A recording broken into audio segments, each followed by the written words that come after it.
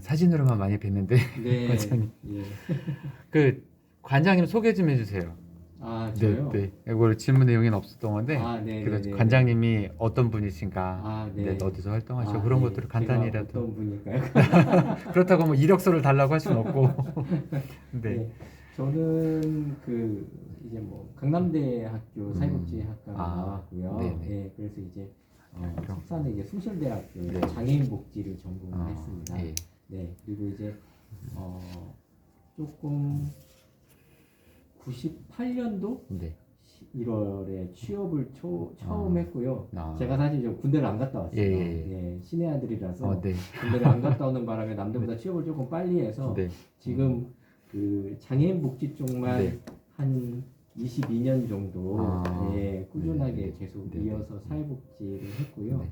네, 장애인 복지에 기본적으로 관심도 많고 네.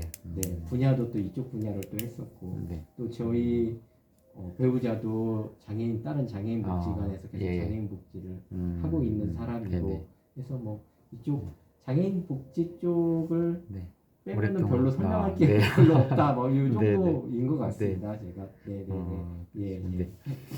예. 저도 사실 이제 전공은 교육학과 쪽이라서 보니까는 교육학과는 이제 가볍게 이렇게 찍으면 하지만 전체 분야를 다 보긴 하더라고요. 네. 어린이부터 노인에 이르기까지, 예. 장애인에 이르기까지. 예. 그래서 저도 학교 다닐 때 전 기관들을 다 탐방하거나 이렇게 실습하는 그런 과정들이 있었는데 네. 아무래도 그래도 저도 이제 나름 그 장애인 쪽으로 저희 사촌 누님이 사실은 평택에서 장애인 그 복지관 쪽을 오래 하셨거든요. 그러다 한 2, 그러시구나. 30년 가까이 예, 젊을 예, 때부터. 예. 들어보셨겠지만 평택 예. 미랄 아, 장애인 예. 그쪽에서 그렇군요. 평택 쪽에서 네, 예. 오랫동안 활동하셔갖고 예. 자연스럽게 이제 기자 생활하면서도 접하게 되더라고요. 아, 예, 그쪽에서 예, 활동하기도 하고. 예. 그래서 그러셨구나. 운영법인 소개는 뭐 다 아마 나와 있는 부분이라 네. 지구촌 지금 사회복지단 이사장님이랄까 어느 분이시지? 이사장님은 이제 저희 지구촌 교회의 네. 초대 이동원 목사님이 아, 이사장님을 그쵸. 얼마 전까지 하다가 네네. 이제 새로운 담임 목사님이 이제 네네. 이사장님 역할을 지금 네. 하시고 계시고요. 최선원 담임 목사님이시라고. 최근 어떻게 바뀌었는지 몰라서 왜냐면 저도 네. 한동안 꽤 오랜 기간 동안 이 기독교 계통 아, 언론사에서 그러셨구나. 일했었거든요. 그래서 그러니까 아마 그러면 뭐 네, 이동원 목사님 여러 교계 목사님 만나 뵈니까 예. 그래도 좀 더 친근하더라고요. 네. 이쪽 뭐 지구촌 저희 사회복지단이든 이동훈 목사님이 뭐 전폭적으로 네. 지원을 해주셨죠. 네, 지구촌 네, 사회복지재단에.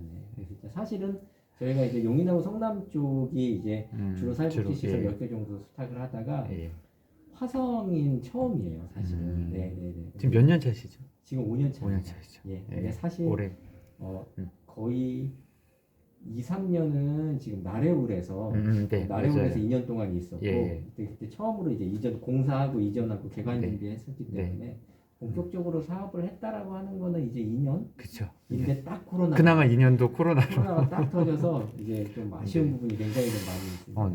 네. 그래서 그런지 뭐 소식들은 자주 봤지만 이제 많이 시민들이 그 인식을 못 하고 계신 것 같아요. 또 아르딤이란 이름은 원래 이제 초기 때부터 하긴 했지만 그래도 이제 그거에 대한 부분도 새로 이주 오고 그러신 분들이 또 중간에 많기 때문에 그렇더라고요. 그래서 아무튼 그 무엇보다도 이제 뭐 혹시 그 기본 그런 사회복지법에 거기에 포함되는 거 거기에 포함된 그런 사업 말고도 뭐 그 나름 이제 코로나 기간 중에라도 이렇게 특화 사업 같은 거 하셨던 거? 어쨌든 저희가 이제 코로나기가 초창기만 빼놓고 초창기 아주 심할 때 사업을 이제 좀 안 할 때만 빼놓고는 계속 사업을 진행을 했었고요. 사실 이제 장애인 노인하고 조금 다르게 장애인 분들이라 하면 복지관에 못 오시는 것만으로도 굉장히 불편하시고 기능의 퇴화가 일반인들보다 훨씬 더 심해지거든요. 일반 종합복지관도 그렇지만 장애인 복지 쪽은 더 어떻게 보면 이제 분야라고 그래야 되나? 이렇게 이제 장애 종류에 따라 많은 분야가 있어서 더 다변화되는 것 같아요. 기능의 퇴화도 심하게 되고 그러다 보니까 이제 저희는 시하고 계속 협의를 해서 이제 보건복지부 지침은 복지관 문을 닫거나 아주 긴급한 돌봄이 필요한 이용자분들만 케어를 해라라고 지침이 내려왔는데 그래도 저희는 시하고 소통을 해서 이 주변에 있는 특히 발달장애인 여기가 이제 나래학교 있고 조리복지관 있고 맞죠. 옆에 직업재활실 있고 보호제업장이 있다 보니까 주 대상 이용자가 발달장애인들이에요. 그렇다 보니까 이제 그분들은 사실 집에만 계시면 기능의 퇴화나 또는 훈련 과정이나 이런 것들이 모두 다 원상복구가 되는 상황이라서 시에 얘기를 해서 최대한 방역수칙을 지키는 범위 내에서 아주 소그룹으로 쪼개서 사업을 그래도 최대한 운영을 했었고요. 예, 그것과 관련해서 이제 나름대로 이제 뭐 책자도 조금 만들어서 어떻게 사업 운영을 했는지 또는 또 온라인 사업들을 또 보고할 것도 이렇게 하고 뭐 이제 더더욱 찾아가는 복지 쪽을 조금 더 관심 있게 조금 했던 것 같습니다. 현실이 뭐 사실은 이제 뭐 현실이 이렇기 때문에 그렇긴 하지만 또 찾아가는 복지가 사실은 이제 복지관 이제 그 밀집해서 또는 이렇게 집합해서 하는 그런 어떤 그 복지보다도 실제로 이제 아마도 인력적인 그런 한계는 있겠지만 찾아가는 복지 쪽이 사실은 실제 수혜 그 대상자들에게는 꼭 필요한 부분인 것 같아요. 노인 어르신대로 이제 장애인분들은 장애인분들로 이동의 어떤 좀 한계가 있기 때문에 아무리 복지관 시설이 좋다 그래도 그런 부분들은 이제 어느 부분은 이렇게 혜택을 받지만 또 어느 부분들은 또 이렇게 못 받는 분들이 있어서 그 부분들은 코로나 덕분에 어떻게 보면 많이 찾아가는 쪽으로 실제 뭐 다른 복지관들도 그렇더라고요. 원체 이제 화성이 지역이 넓다 보니까 이제 거점 이용해서 이제 찾아가는 복지 쪽으로 많이들 자연스럽게 이렇게 변화됐더라고요. 이게 좀 약간 말에 어폐가 있긴 하지만 코로나의 장점은 전에는 장애인분들을 저희가 프로그램을 하면 그룹 프로그램 10분 이렇게 했는데 코로나 시기 때는 2대1, 3대1, 4대1 이렇게 프로그램을 하다 보니까 훨씬 더 그분에 대해서 많이 알고 들여다보고 그분 프로그램을 보는 게 아니고 그분 주변의 환경과 그중 가족들을 보고 약간 이렇게 좀 접근할 수 있어서 훨씬 더 개별적으로는 훨씬 더 저희한테 많이 좀 이용자분들하고 친밀해지고 좀 주변도 좀 살펴볼 수 있고 이런 시간이었던 것 같아요. 그런 부분에 대해서는 인력적인 그런 조금 어려움은 없으신가요? 뭐 인력적인 부분이 어려움은 있기는 하지만 그래도 화성시가 그 사업비에 관련된 부분 또 이제 정말로 지역의 욕구에서 필요한 부분들은 굉장히 적극적으로 잘 지원을 해주시는 편이에요. 제가 이제 다른 지자체도 좀 다녀봤지만 그 부분은 굉장히 좀 장점이 있고요. 이구동성 말씀하시더라고요. 그래서 처음엔 그냥 유스탁이니까 들어서 기본 지원 외에 뭐 어떻게 하는지 그런 부분은 저희도 이제 자세히 들여다보진 않았거든요. 이제 복지관들이 새롭게 생기는 복지관들이 이제 계속 있다 보니까 조만간 있으면 이제 다른 쪽이 좀 북부 복지관도 이제 생기면서 이 지구에 그런 복지 정책들이 그래도 전문가들 어떻게 보면 전문가들한테 이렇게 위탁하면서 그런 부분들은 다들 이구동성 그래도 아직까지는 모르겠어요. 이게 알고 하시는 건지 모르고 지원해 주시는 건지 모르지만 어찌됐든 그래도 좀 나름대로 아직까지는 큰 그런 건 없다고 하시더라고요. 그래도 지금 뭐 화성시에 뭐 복지재단도 생기긴 했지만 그래도 나름 현장에 계신 분들은 현장에 어떤 접하셨던 분들이 좀 더 전문적인 역할을 해주시는 게 화성 시민들의 또 복지를 위해서는 필요한 것 같아요. 관장님의 어떤 복지 운영 철학? 아니 복지관 운영 철학 아니면 복지에 관련된 특히 이제 장애인 복지가 되겠죠? 저희가 이제 보시면 아름다운 디딤돌이거든요. 그러니까 저희가 이제 장애인의 보통의 삶을 위한 아름다운 디딤돌이에요. 복지관과 지역사회와 이용자를 연결한다고 지원한다는 의미인데 이게 이제 그 보통의 삶이라는 게 사실 요즘에 이제 좀 이슈가 돼서 지하철 뭐 저기도 하고 정치적인 이슈가 있기는 하지만 그 일반인들한테 이게 보통의 삶인 거잖아요. 장애인분들한테 생존권. 그렇죠. 맞습니다. 저희는 이제 이 보통의 삶을 지역사회에서 정말로 이제 장애 문제라고 하면 소외되고 어렵고 힘들고 대부분 물론 그런 분들도 계시죠. 그렇지만 그런 것보다는 이 장애 문제가 정말로 지역에서 스스로 조금 정화되고 조금 뭔가 이슈가 돼서 꼭 터져서 해결되기보다는 지역사회 안에서 스스로 뭔가 해결될 수 있는 자정 능력을 좀 기를 수 있는 지역사회를 만들고 또 그런 것들을 또 한 사람 한 분이 뭔가 좀 어려운 존재가 아닌 네. 정말로 화성 시민으로서 역할을 다하면서 좀 살아갈 수 있게끔 네. 저희가 자원 연결도 정말 잘하고 그런 자원들을 통해서 어떤 전문적인 사회복지 실천 기법을 통해서 그분들이 지역사회에서 잘 세워질 수 있도록 만드는 것이 어떻게 보면은 저희 장애인복지관의 큰 역할이 아닐까 싶고요. 사실 이제 말씀이 나온 김에 좀 그런 점에 있어서 굉장히 좀 아쉽죠. 왜 그러냐면 지역사회 자원이나 지역사회 기관이나 어떤 지역사회에서 장애인분들이 많이 이렇게 좀 다닐 수 있는 어떤 조직체들을 보건 영역, 교육 영역, 생활체육 영역 이런 것들 많이 개발을 좀 해야 되는데 사실은 저희는 한다고는 했지만 많이 부족한 게 많거든요. 그렇다 보니까 그런 사업의 아쉬운 점이 이제 스탁을 하고 운영하고 코로나 기간 동안에 굉장히 적극적으로 했었어야 되는데 그게 조금 아쉬운 굉장히 큰 부분입니다. 사실은. 코로나 같은 경우는 이제 국가 정책에 의해서 많이 제한된 부분이 많아서 나름 하려고 해도 조금 어려운 부분이 좀 있었죠. 그러셨구나. 나래와 같이 있으시다가 거의 오픈과 비슷하게 동시에 코로나로 인해서. 뭐 복지관이라고 하면 보통 이제 장애인분들은 복지관에 오셔서 막 프로그램하고 집에 가고 이런 것들 생각하기 쉬운데 사실은 요즘은 이제 중증 경증이 아니고 뭐 심한 장애, 심하지 않은 장애를 구분을 하는데 정말로 심한 장애인분들은 복지관에 오셔서 이 안에 서비스 받으시고 또 정말로 더 심한 장애인분들은 저희가 집으로 찾아가는 서비스를 해드리고 그리고 또 심하지 않은 장애인분들은 복지관을 기반으로 여러 가지 프로그램이나 지역사회 자원을 연결해서 아까 말씀드린 지역사회에서 뭔가 해결할 수 있는 뭐 예를 들어서 그렇습니다. 저희가 수중 치료가 있는데 물리치료사가 전문적으로 수중 치료를 하죠. 수중 치료를 하는데 수중 치료가 끝나면 이분은 지역사회에서 그냥 이 수중치료를 할 수가 없어요. 그러니까 저희 물리치료사가 지역사회에 있는 수영장에 계시는 강사님들을 그 정도 전문가는 아니지만 교육을 하는 거죠. 장애인분들의 이렇게 일상적인 이유에서 이런 운동, 이런 프로그램들을 개설을 하면 좋습니다. 또 이럴 때는 이렇게 대처해야 합니다. 이런 이론적인 것도 많이 하시고 하면은 수영장 안에 장애인 프로그램을 만들면 일반인하고 장애인분들하고 자연스럽게 어울려서 같이 할 수 있는 이제 그런 것들이 저희의 큰 역할이라고 생각을 합니다. 저희 입장에서.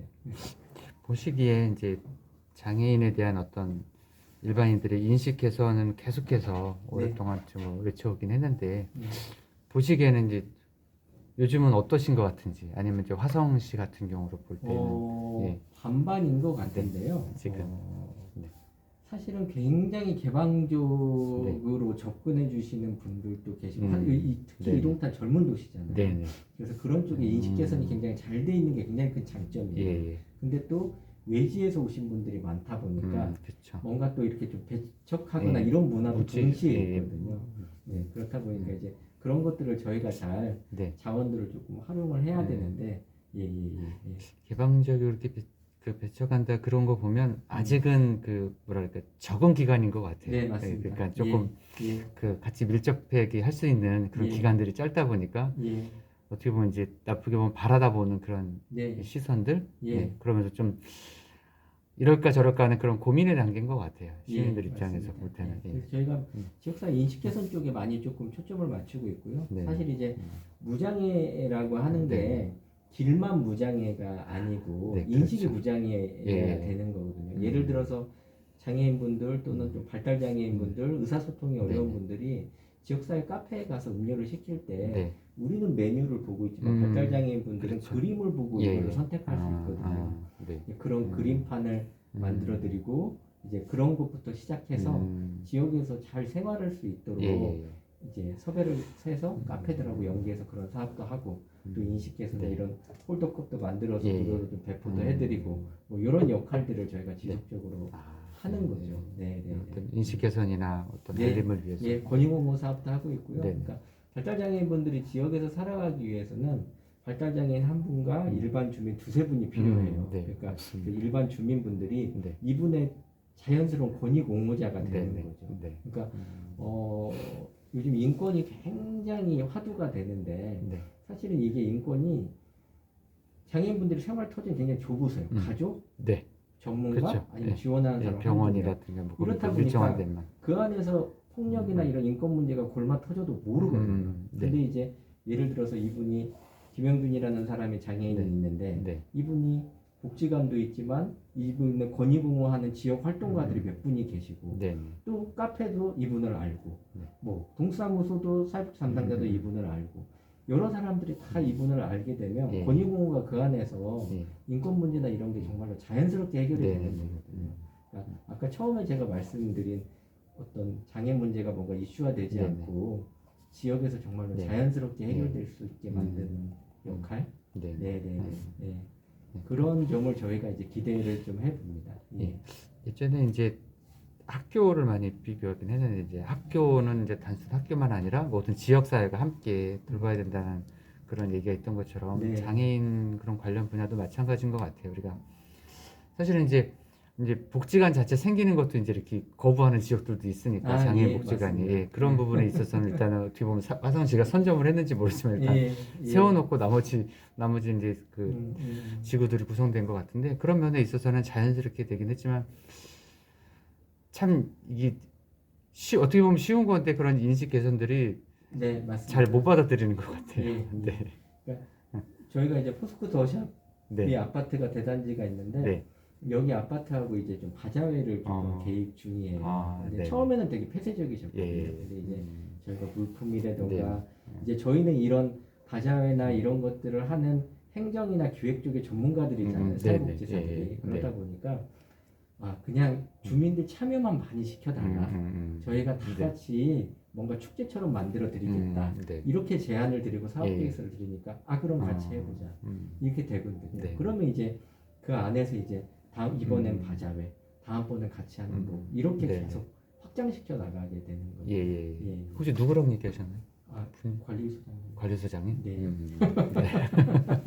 아시는 분이? 아니 이제 이게 포스코 더샵이 어떤 분들이 그런 마인드를 갖고 있나 싶어갖고 혹시나 뭐 부녀회장님이면 만나서라도 관리소장님하고 그렇게 얘기를 하니까 관리소장님이 이제 제 쪽 이제 연결을 좀 해주시는 거죠. 이번 달에 이제 장애인 날이 있잖아요. 물론 이제 인터넷 신문에 나오든지 지면 신문에는 곧 지나서 나가긴 할 텐데, 근데 저희가 이제 지역 신문 이제 주간지들이라서 거의 그렇게 나갈 예정이긴 하거든요.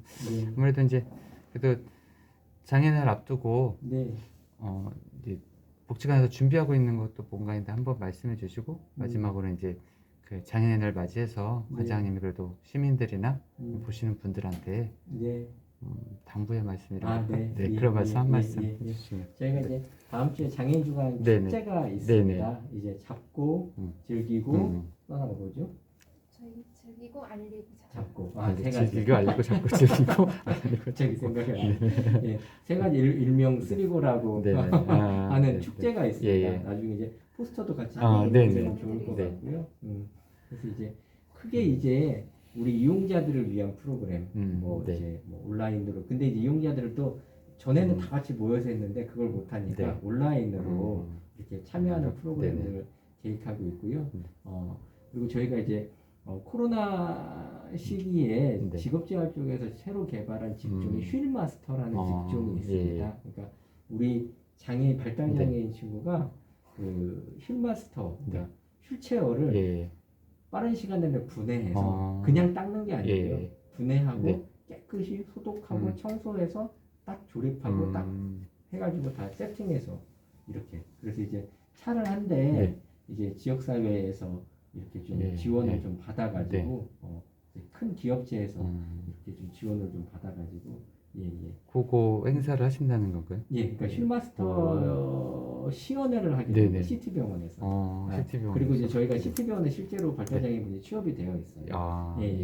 그런 행사들도 기획하고 있고 여기 이제 산단 산업단지 쪽에 이제 취업의 장애인 고용 쪽에 관심이 있는 정책적으로 관심 있는 사업주분들이 많이 계세요. 그분들 한 10개 업체 정도 모여가지고 이제 장애인 고용공단하고 연결을 해서 그쪽에서 강사도 파견해주고 해가지고 사업주들한테 이제 혜택 가는 점들 이런 점을 이제 설명회도 하고 그거를 구인구직 해가지고 뭐 아르딘 구구 콘서트 이런 콘서트도 합니다. 그다음에 이제 가장 중요한 거는 이제 보셨듯이 저희 복지관에 이제 로봇 재활이 있어요. 전국 장애인 복지관 최초로 화성시에서 저희 동탄 아르딤하고 화성 아르딤 복지관하고 두 개에서 시작을 했고요.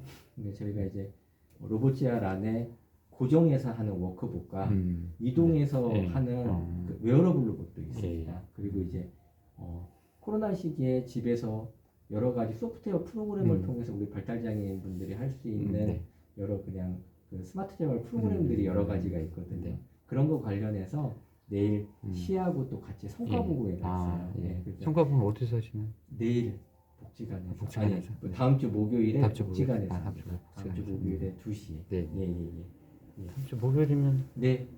로봇 끝나고 나선가 로봇 스마트 재활 성과보고회. 다음 주가 장애인 주간이니까. 거기서 내용을 쭉 한번 보내드리고. 또 보내주시고요.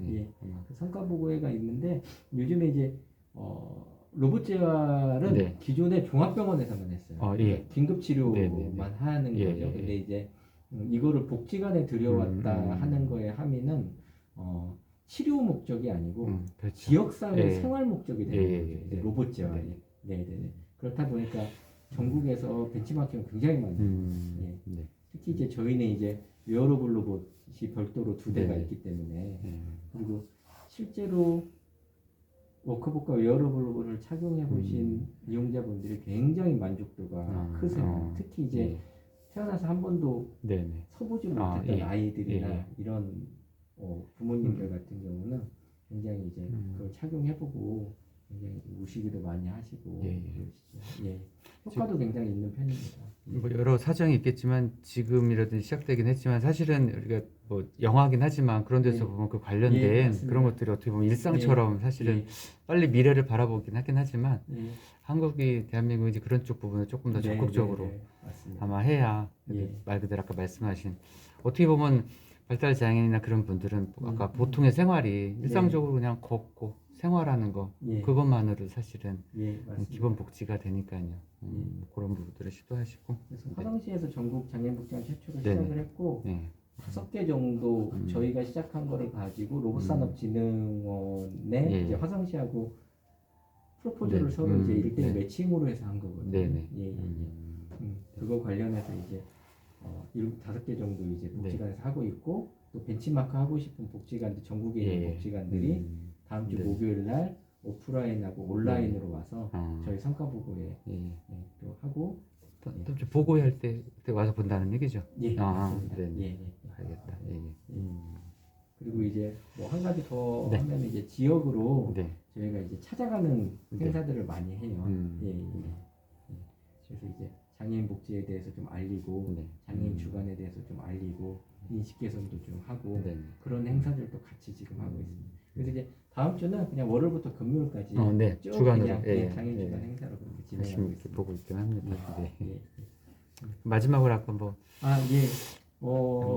일단은 뭐 화성시에 저희가 이제 화성시도 아마 계획이 있긴 할 건데 보통 이제 장애인 인구 1만 명당 장애인 복지관 한 곳 정도가 경기도 이제 복지 기준선이라는 연구 용역 조사가 있어요. 그래서 이제 저희가 이제 화성시가 전국적으로 보면 우리나라 인구 중에 5%가 장애인입니다. 근데 이제 화성시는 아직은 3%거든요. 아마 신생도시이다 보니까 아무래도 그럴 것 같은데 저희가 이제 2개가 있으니까 이제 3%니까 더 커나갈 시니까 1개 정도 아마 더 생겼으면 좋겠고 그게 이제 지역적인 안배가 돼야 되겠죠. 그렇죠.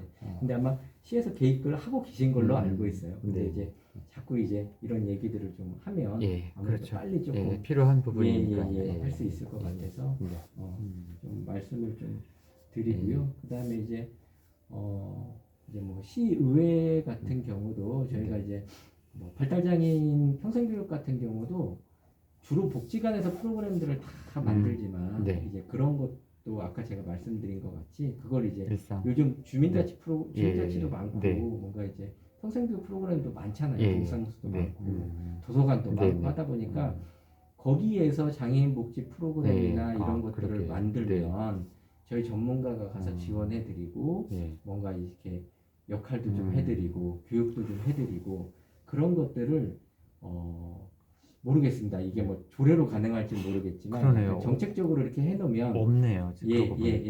장애인 복지관에 오지 않은 지역에서 아까 제가 말씀드린 그 지역 거점 에 따라서 더 왔다 갔다 하기 왕래하기 편하니까요. 지역에서 해결되고 그게 정말로 지역사회 통합이 그쵸. 되는 거죠.